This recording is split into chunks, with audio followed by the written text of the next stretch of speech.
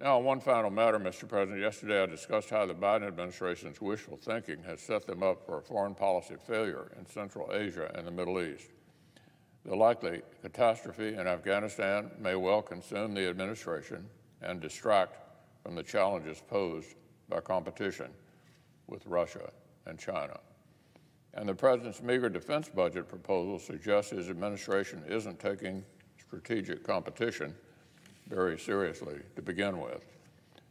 Russia and China have spent years investing heavily in military modernization with a specific eye toward threatening U.S. forces.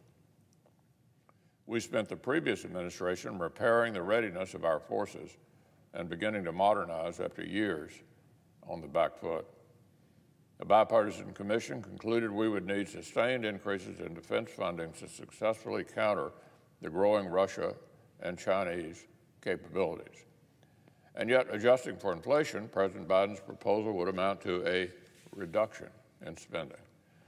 This administration has talked tough with both these rivals, and I've given credit where credit's been due. But when the time came to speak in the language that Putin and Xi understand best, money and power, this White House flinched.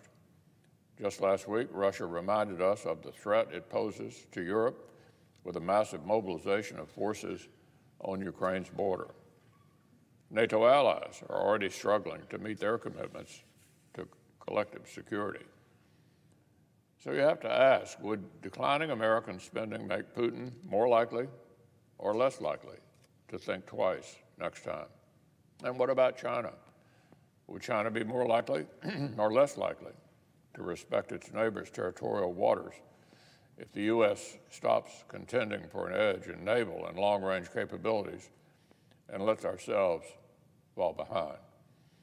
The head of the U.S. Strategic Command reported last week that both Russia and China are modernizing their nuclear arsenals faster than the United States.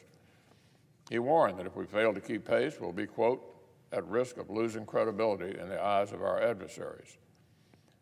Our nuclear triad has preserved the peace for decades, but crucial components are now decades older than the men and women we have operating them. If we want to maintain effective deterrence, we have to modernize.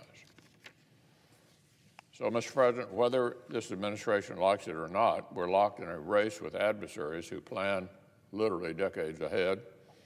A lack of resolve will compound on itself and invite disaster.